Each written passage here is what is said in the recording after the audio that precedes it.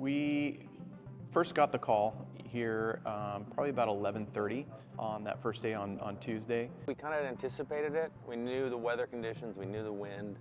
I was working an overtime at a different station than I'm usually assigned, but I had all my gear and everything kind of situated, ready to go. We were out doing a training exercise. We had an engineer's test coming up that me and another firefighter were training out throwing the truck. We kind of saw a big, smoke cloud off in the distance, and my chief notified us, hey, we're getting punched out, which means, hey, we're gonna be deploying and be ready. And anytime we get deployed for a brush fire, we have to be ready to be gone for up to 2 weeks. It wasn't like a normal deployment. It was a little more chaotic. Because of how quick this was spreading and the immediate need and how close we were to where the fire was, we bypassed the rendezvous and just had to go straight to PCH and Sunset, where we were pretty much immediately met with fire. Residents that are trying to evacuate the area, obviously the fire's moving very fast because the amount of wind that was behind it. And at that point, we just kind of had to stop and start working there because there was a lot of fire that was starting to come down where all those cars were, and people were basically getting out of their cars and running down toward Pacific Coast Highway. I'm a probationary firefighter. I was just kind of, trying to make sure that I was on top of what I needed to do, especially as a rookie. There was, cars everywhere, completely blocked our path. I think I saw some people like carrying all their luggage and like dragging their kids behind, stuff like that. It was like pure look of stress on their faces. This was definitely a different type of deployment. We've seen houses burn, we've seen cars burn, we've seen communities, definitely impacted, but this was like nothing I'd ever seen. Lucky me, this was my first deployment as a captain. I've been on previous deployments. I haven't always been assigned at a brush station. I've never experienced anything like that, where literally whole neighborhoods were on fire, limited water supply, limited resources, and with the winds the way they were, it could be disheartening seeing homes just burn and knowing you can't really do anything about those ones. You kind of have to start triaging houses, savable versus non-savable, so you could effectively save others, which we did. The initial time frame for us when we went out, we were there working for almost 48 hours straight to start. I think, it's pretty easy to keep moving earlier on just because there's so much work to do. And I think, all of us in the fire service, seeing the need, understanding that this is such a significant event, everyone's going to keep moving forward and working as hard as they can, as long as they can. We were the first strike team from Area G that went out. We had another Torrance engine that went out later on that afternoon, and then our third strike team was sent out about a day and a half to 2 days into the incident. We were the second strike team out. We were assigned with Redondo Beach, 3 Long Beach engines, and our strike team leader was a Long Beach battalion chief. There was plenty of work to be done for the first 48 hours roughly, and so we were working that entire time in an intense firefight. What kind of kept me going and us going is knowing that you can't stop because the guy next to you is still going to be there.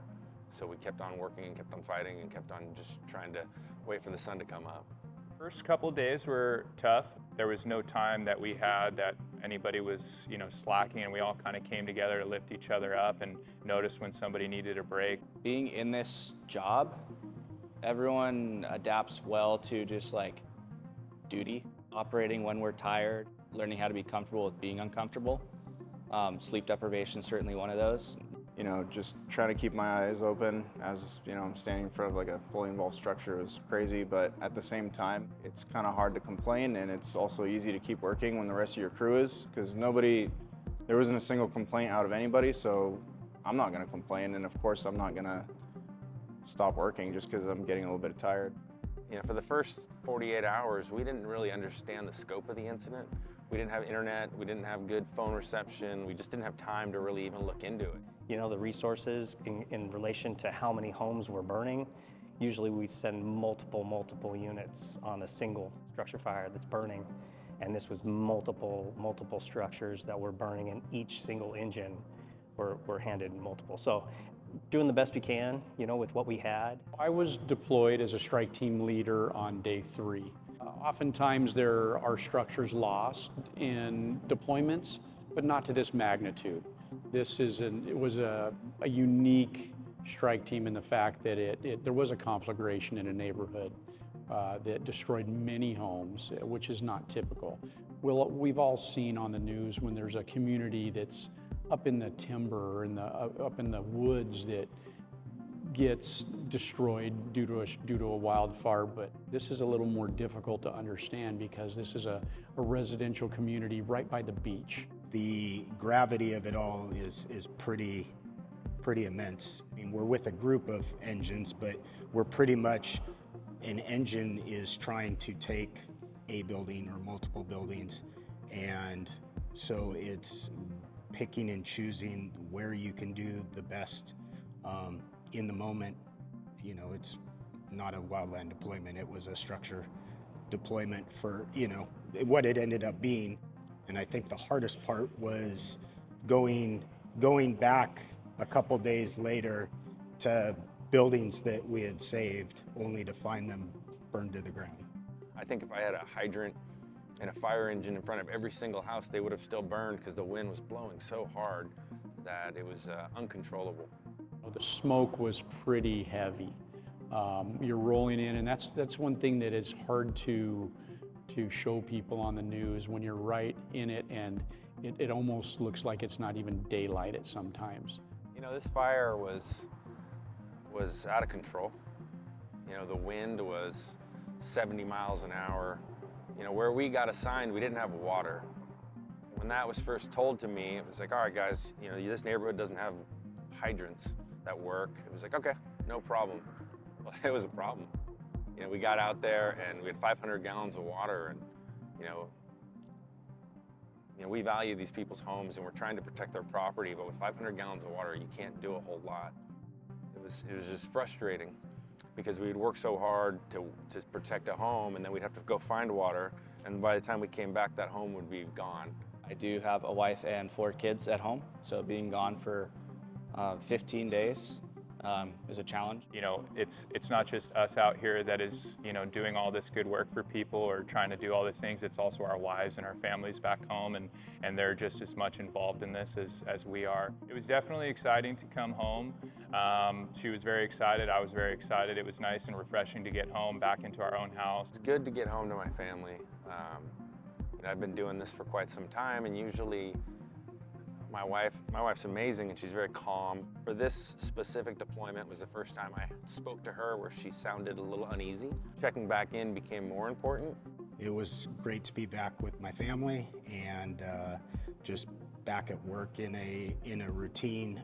You know, I have a wife and 3 kids.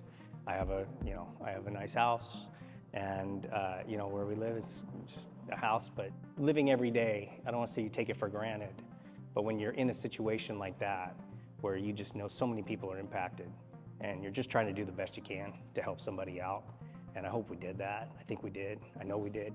We spent 2 weeks and we come back to normal, and we don't forget about it, but it's not on the forefront of your mind, and these people are living that for the next 5 or 10 years of their life, and that's devastating for those families. Just knowing what we endured and then what they're going to be enduring for a long time in their role as you know, homeowners or business owners, and what that means for the community in the years to come.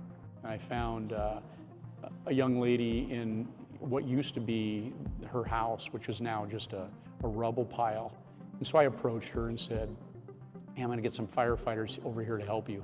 And it turns out she was looking for her grandmother's diamond wedding ring. And so we talked to her, where was it in your house when the house was standing? And it was in a jewelry box on her dresser on the 2nd floor. And we kind of pinpointed where that would have been in the house. And our firefighters helped her dig and sift through the rubble, and they actually found the ring. You know, people lost everything, you know, pictures. I mean, those are the things you can't get back. There are material things, and then there are those priceless things that you walk past when you get home, and then you walk out the door, you know, or your car or whatever, just driving down the street, all those burned up. You know, you just hope that those people get all the help they can get back on their feet.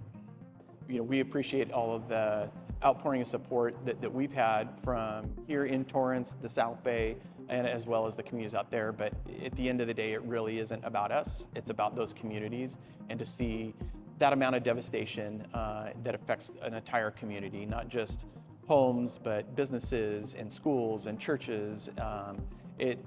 Really our hearts are with them and hoping the best for their recovery.